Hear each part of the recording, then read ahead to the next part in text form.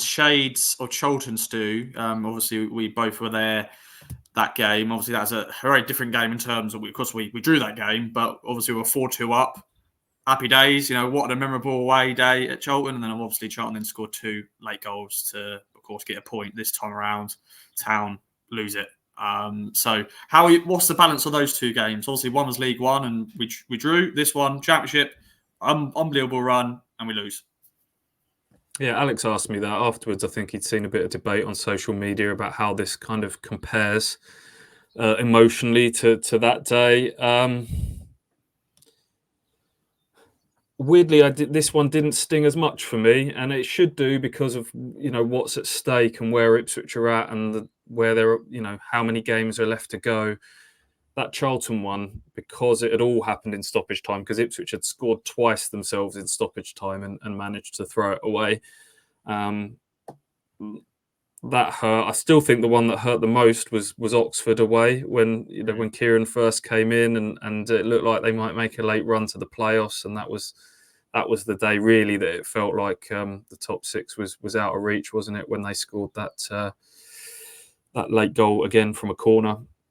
But I mean, we have to acknowledge, and there's a lot of people saying it's not good enough, our game management isn't good enough, we always do this in the heat of the moment. They haven't done this very often. I mean, that there was definitely a debate around Ipswich not being very good at sort of managing games in the latter stages around the time of that Charlton game. How long ago was that now? Best part of a year and a half ago. Yeah. And they did learn from that, and they have improved at that. And this season, as a newly promoted club in the Championship, how many times have we sort of lauded them for doing so well to dig in and to manage games at the end?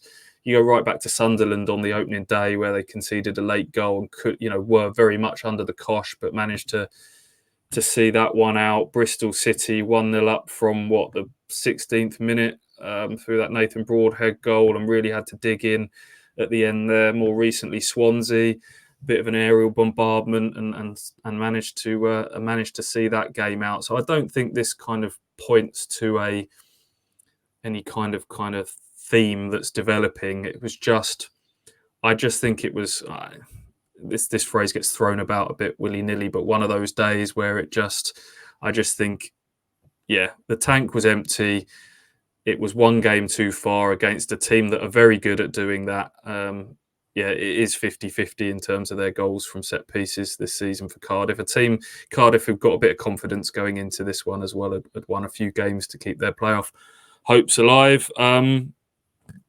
Just got to suck it up and hope that they learn from it, as they have done from the very rare setbacks that have come along the way under Kieran McKenna. I think they always take something from it, and you hope that if they find themselves in a similar position again in these next few weeks, that they'll be able to call upon this and kind of work out how to maybe deal with it a little bit better.